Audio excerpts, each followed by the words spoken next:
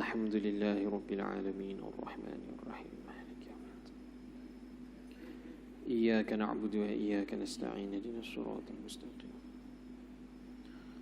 صراط الذين أنعمت عليهم غير المغضوب عليهم ولا الضالين.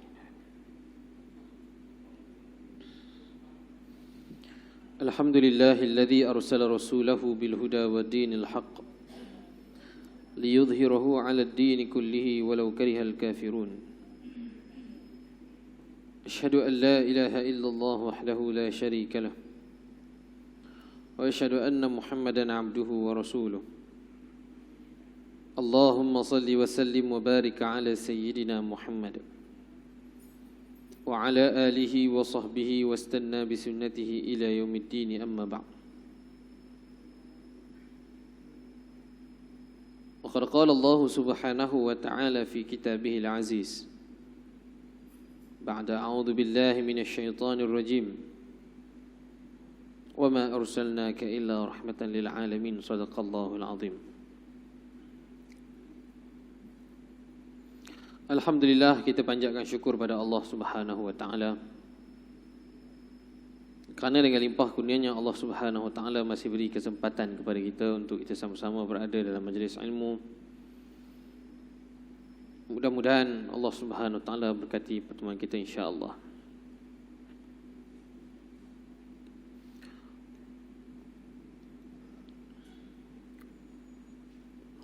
Jadi insya-Allah pada pagi ini marilah sama-sama kita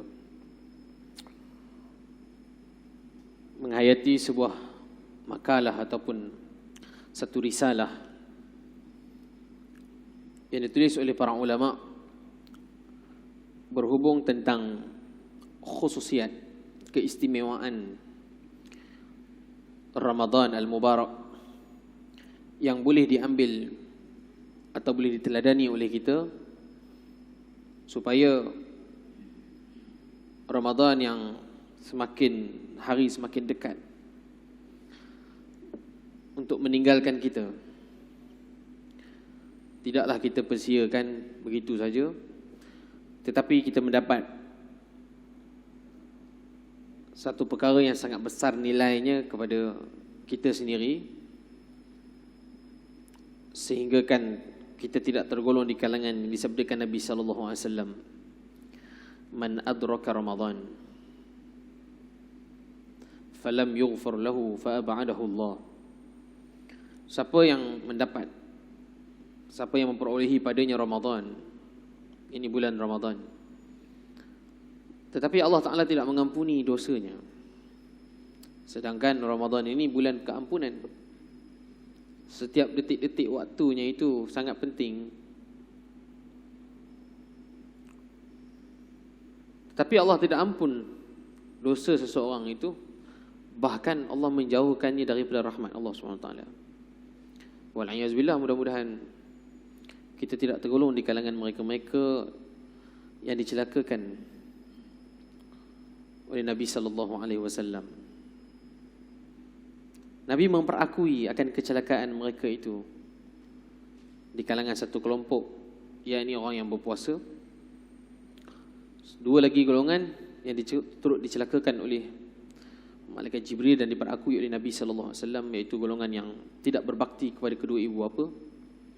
Dan yang ketiga, golongan yang bila mana disebutkan nama Nabi sallallahu alaihi wasallam, maka dia tidak berselawat kepada Nabi sallallahu alaihi wasallam.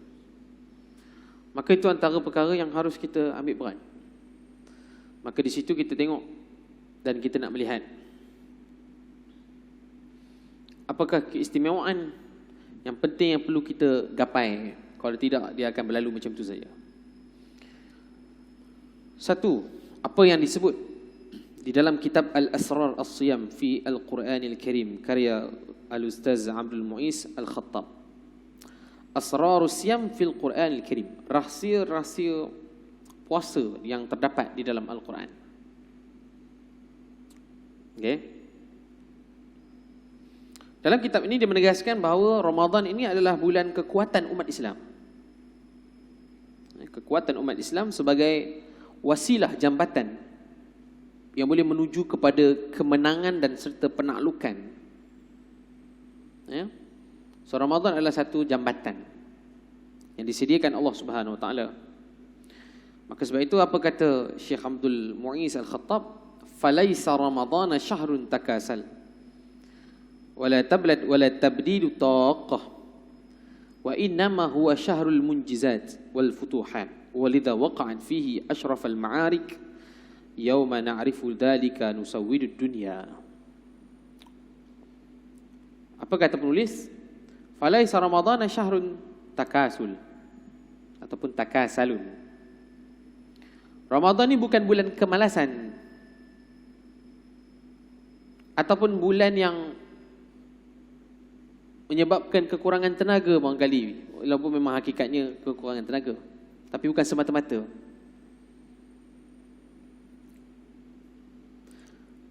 Wa innama huwa syahrul munjizat wal futuhat. Tapi sesungguhnya dia adalah bulan kemenangan dan penaklukan. Sejarah banyak yang dizuhirkan kepada kita. Walidha waqa'at fihi ashraful ma'arik. Demikian tu dizuhirkan kepada kita tentang adanya pertempuran yang Allah berikan kemuliaan di mana berlaku pada bulan Ramadan. Dan yang lebih tahu, yang lebih penting juga, bahawa Ramadan ini adalah detik yaufa nu'arrifu ataupun yauma na'rifu dzalika nusawwidud dunya. Demikian hari ini kita tahu juga Ramadan adalah hari bahawa kita akan memimpin dunia. Detik dan saat ketika ini umat Islam perlu sentiasa bersedia memimpin pada ruang dan waktu sekarang. Maka berdasarkan penulisan Syekh Abdul Mu'izz Khattab ini, pertama kita kena faham bahawa Ramadan ini adalah masna' ataupun kilang yang memproses pelbagai khususiat atau keistimewaan. Bahkan kekuatan umat Islam yang berlaku pada bulan Ramadan ini melebihi kekuatan pada bulan-bulan yang lain. Realitinya nampak macam kita ni kederat lagi kuat kalau bukan puasa. Tetapi pada sudut yang lain, khususnya kekuatan spiritual, dalaman. Tapi tak sebut dalaman pun. Surau. Bukan surau, apa lagi? Gambaran umum yang diperlihatkan kepada kita hari ini, masjid surau. Dari sudut fizikal kita pun hari ini dengan jelas bahawa kita mampu untuk mendirikan salat dengan lipat kali ganda nilainya.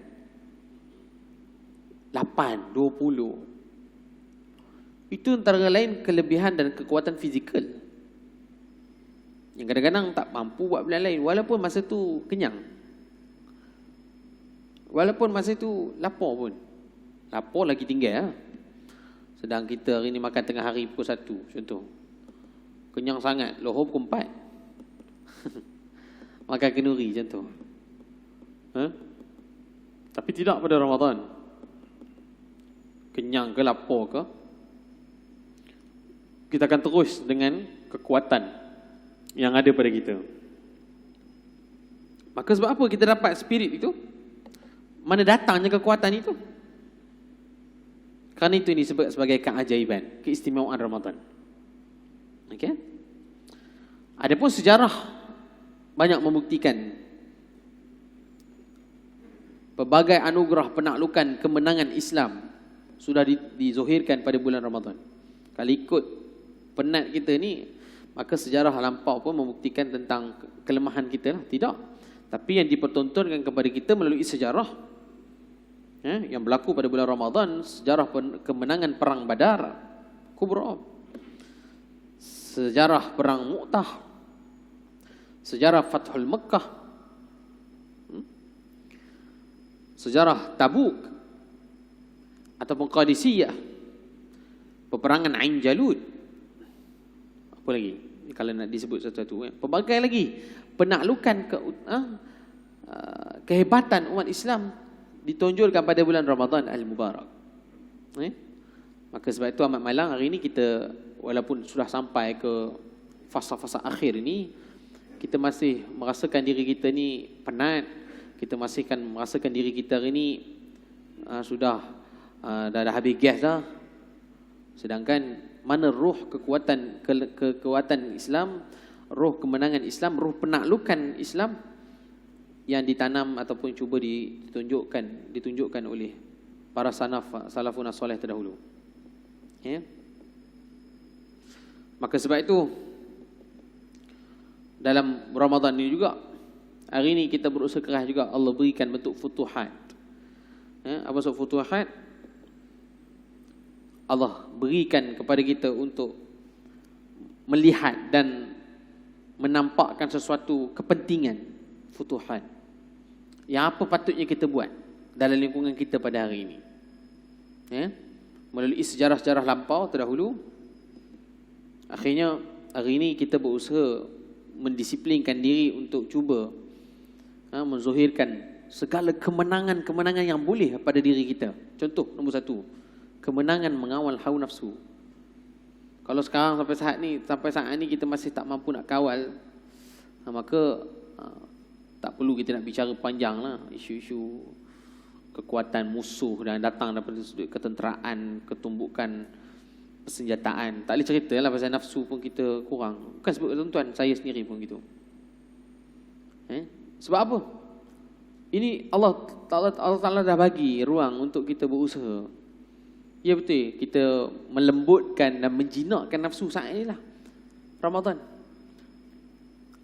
Asas kepada penjinakan nafsu adalah pada makanan. Itu kena ingat. Asas menjinakkan nafsu itu adalah sumbernya makanan. Siapa yang boleh kontrol makan, secara tak langsung dia sudah kontrol kecenderungan nafsu. Maka kecenderungan nafsu ni banyak. Ambil satu kecenderungan, innan nafsa la ammaratun bisu. Sesungguhnya nafsu ammarah, khususnya dia akan bawa kepada keburukan, kejahatan. Okey? Maka itu antara kerja kita yang perlu settlekan lah sebelum berakhirnya Ramadan ini, supaya kita tidak mempersiapkan diri kita berasa tak tahu apa yang kita takluk. Ramadan ini sampai 21 ni, 22 ni tak tahu apa yang ditakluk oleh kita. Ada orang yang menakluk dalam konteks spiritual, pribadi. Dia sudah dapat kemanisan ibadat. Artinya dia menakluk sesuatu kelazatan ibadat. Barangkali kita dapat ke tak? Dapat, Alhamdulillah. Maka orang ni untung, orang ni menang. Tetapi syarat kemenangan yang paling baik dan alamat diterimanya segala ibadat dalam bulan Ramadan adalah bukan titik tolaknya ketika ini, tetapi titik tolaknya selepas mana tamatnya Ramadan, bermulanya Syawal kelak. Dia boleh konsisten dan beristiqamah dalam melaksanakan ketaatan. Jika mampu dia berusaha seumpama itu, orang ni menang.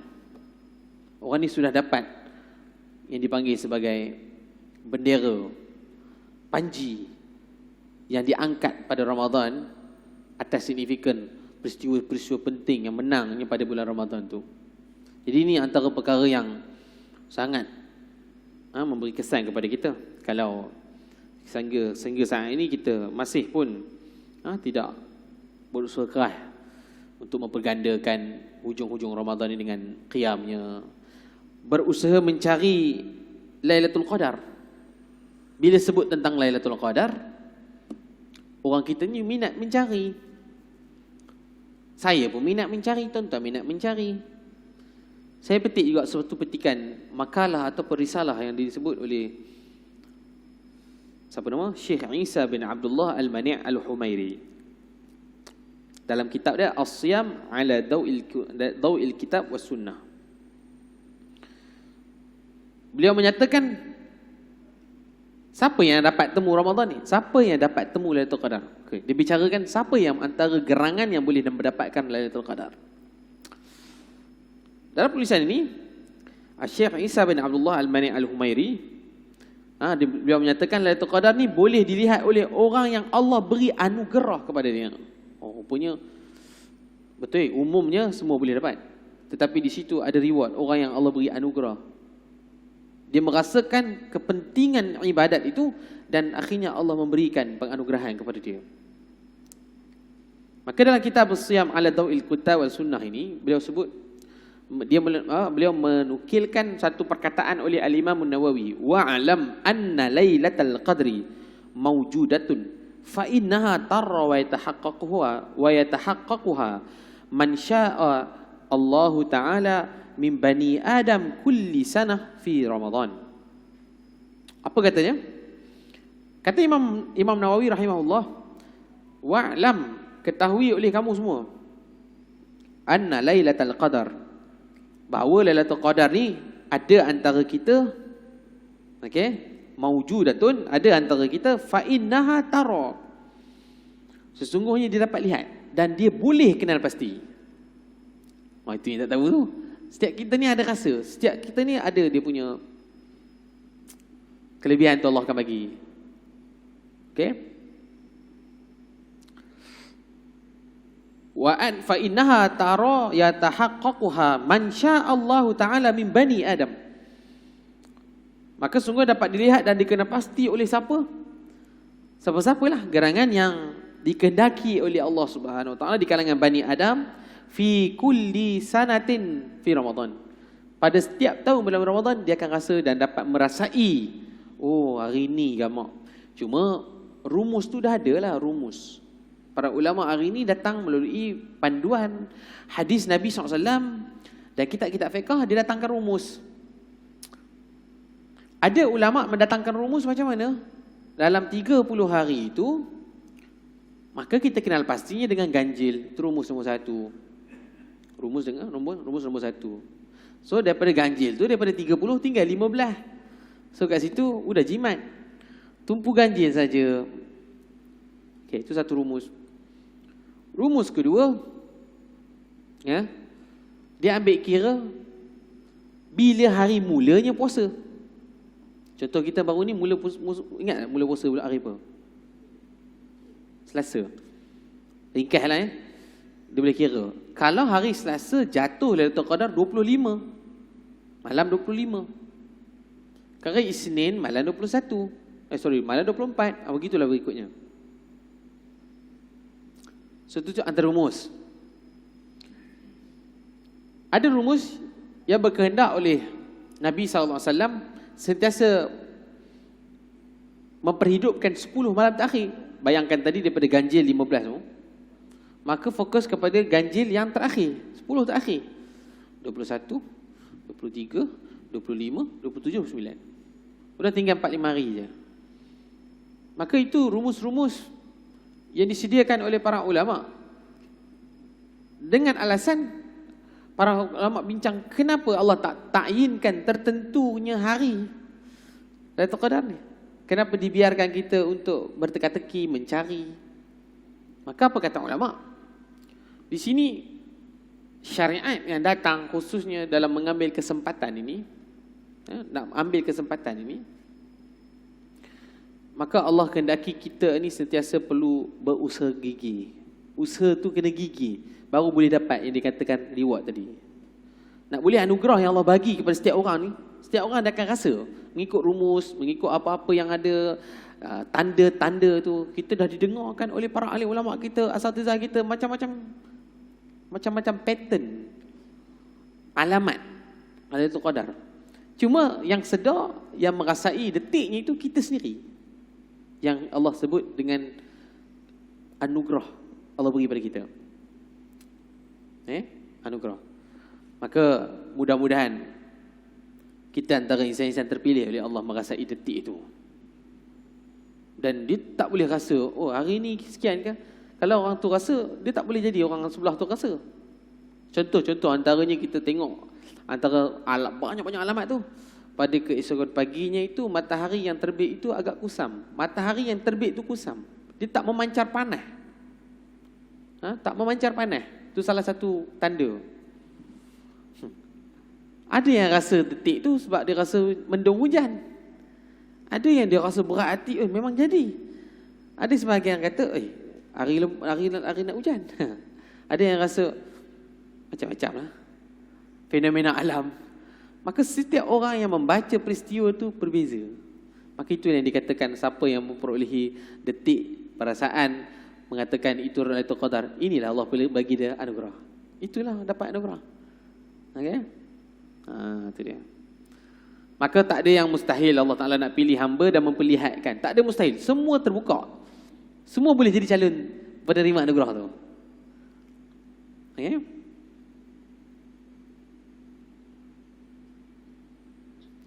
Apa lagi tanda-tanda yang kalau mungkin. Di malam hari pula.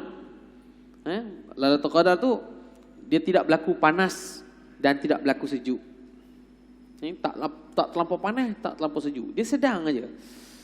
Tapi kalau kita beriktikaf di masjid, sejuknya ke main lagi. Sejuk aircon bang kali. Tapi kita tengoklah kat luar. Dia tak rasa panas sangat, dia tak terlampau sejuk sangat. Itu min alamati Lailatul Qadar. Dia antara tanda-tanda. Apa dia? Mata tak mau tidur bang kali minum kopi banyak. Minum kopi. Itulah bunyinya sekarang ni anugerah. Setiap orang tu Allah beri lebih. Kalau berasa kita ni rasa keinginan ibadat tu lain macam. Ndak. Mangkali kita dapat. Orang tak nampak kita dah rasa macam mana. Itu yang disebut oleh Al-Imam An-Nawawi. Detik Lailatul Qadar macam tu. Kita tak boleh buat hebahan. Kalau kita buat hebahan, okey malam ni Lailatul Qadar, orang lain tak rasa pun. Tapi disebut oleh kalam Imam Nawawi, kita yang merasai detik tu. Kita sendiri yang rasa. Ini perkataan rahsia Allah Subhanahu Wa Taala beri. Siapa orang? Wallahu alam. Mudah-mudahan kita lah. Sebab kalau mari bukan waktu dia Allah pilih, umum sekalipun kata dengan tanda 10 tanda, dia tak rasa juga. Dia tak rasa juga. Kerana ni asrar, sirrun min asrarillah. Ini rahsia daripada rahsia-rahsia Allah. Maka ini sebenarnya terkandung dalam Quran, terkandung dalam sunnah Nabi. Sebab itu hikmah yang disebut dalam Quran. Quran ni pelbagai kaedah, pelbagai cara yang dizohirkan, tanda-tanda. Tapi kalau kita tidak mengimaninya dengan penuh disiplin ilmu, naluri kita hendak faham tentang apa yang dibaca, maka kita tak akan perasan apa yang terkandung dalam Quran tu. Contohnya apa yang berlaku dalam Quran yang kita hari ni faham melalui kalam ulama. Dalam Quran tu sendiri dibicarakan tentang apa perkara yang bakal berlaku akan datang. Tu dia besar tu. Kita ni kalau boleh nak tahu apa akan datang, seronok benar lah. Orang hari ni dia bukan nak tahu apa lepas, dia nak tahu akan datang. Dia cari orang apa gambar awak nak jadi. Sebenarnya apa yang tercatat apa akan datang berlaku tu dah ada dalam Quran, tapi dia jadi hikmah yang rahsia di sisi Allah Taala. Dan mangkali kita antara yang membacanya ayat tu, kita pun tak tahu. Okey, tak tahu. Dan barangkali kita akan terkena. Bila dia bahaskan ayat-ayat tertentu, kena pada batang hidung. Sekian ayat. Sebab apa? Itu pada individu. Baik. Maka titik tolak dengan Lailatul Qadar yang kita berusaha keras ni, berasaskan apa yang disebut oleh penulis. Apa tugas kita? Sikap kita terhadap Lailatul Qadar. Rumus dah banyak, sifir dah banyak, alamat dah banyak. Konsisten saja. Itu je poinnya. Sebab apa? Menjamin untuk boleh kita dapat tu dengan cara, sebab apa dia jadi rahsia? Sebab ditanamkan oleh para ulama. Sebab apa Allah tak tentukan dengan sari untuk kita berusaha gigih dengan mencari dan mencari. Disuruh kita cari, kita giat dalam mencari. Maka giat itu antara ditanam atau dipuji oleh Allah Ta'ala. Jadi itu antaranya. Dan yang terakhir, apa lagi petikan yang disebut oleh para ulama untuk kita ambil pengajaran, iaitu beri penting saat ini yang baki kurang lebih 8-9 hari ini, harus kita gunakan kesempatan pada Ramadan ini adalah medan untuk memperbanyakkan doa. Segala jenis apa yang kita nak minta, inilah medannya. Perbanyakkan doa untuk kita meninggikan maqam, martabat kita. Okey. Saya petik juga dalam satu kitab penulisan para ulama, dalam kitab Bada'i'ul Ma'ani Ayatus Siyam Tadabbur wa Tahlil oleh Dr. Abdul Muhsin Abdul Aziz Al-Askar. Beliau sebut dalam tulisan beliau ni bahawa kita perlu memperbanyakkan doa supaya seseorang yang doa tu dia boleh mencapai ketinggian makam. Makam ni bukan kita nak di kalangan manusia, makam di sisi Allah. Makam takwa tu di sisi Allah Ta'ala. Makam kita di kalangan manusia barangkali ada si individu lebih tinggi daripada keturunannya, pangkatnya, maka dia dapat, Allah beri kemuliaan di dunia lagi. Tetapi yang kita gusarkan adalah di akhirat tu macam mana, kan? Yang kita risaukan tu adalah di akhirat tu macam mana. So inilah ruangnya untuk kita memperbanyakkan doa dalam Ramadan al-Mubarak ini untuk ketinggian makam di sisi Allah Ta'ala kelak. Baik, apa kata penulis? In annal abda fi halati du'a min fi ashrafil maqamat wa aqrabaha wa annahu la wasitata bainahu wa baina rabbahu wa fi hadha targhib fi du'a wa wa'ada bil ijabah. Bahwasanya kata penulis, seseorang hamba Allah tu ketika mana dia berdoa, ni sikap kita masa kita berdoa, fi ashrafil maqamat wa aqraba. Ketika kita berdoa ni, kita sebenarnya sedang berada pada kedudukan yang paling mulia dan paling dekat dengan Allah masa berdoa. Sebab tu tuan-tuan, kita tak payah lokek lah hujung-hujung Ramadan ni untuk minta gala-gala, teroyak ke, nangis ke, apa ke, rugi. Inilah masa dan ketika untuk kita minta segala-gala. Kadang-kadang kemaslahatan yang kita minta tu benda bersangkutan dengan ramai pihak. Contoh hari ni, kita rasa semua setuju untuk kita hari ni kena panjatkan doa untuk Allah pelihara negara kita daripada wabak. Kalau sebahagian besar, sebahagian kecil saja yang sambut untuk kita guna kesempatan. Setiap hari tu mana waktunya? Pada malam hari, 2/3 malam kita angkat tadah tangan. Masa sebelum buka puasa kita tadah tangan. Mana detik-detik lagi yang ada? Waktu-waktu yang dikabulkan doa. Kalau semua angkat apa ni, kita insya-Allah kita ada kesatuan. Allah dengar kita punya doa. Tapi bagaimana nak mendatangkan sentimen, pengetahuan kita dan juga keupayaan kita hari ini untuk sama-sama kita perjuangkan yang menjadi maslahat hidup kita hari ini, kan, antaranya dijauhi wabak, kan?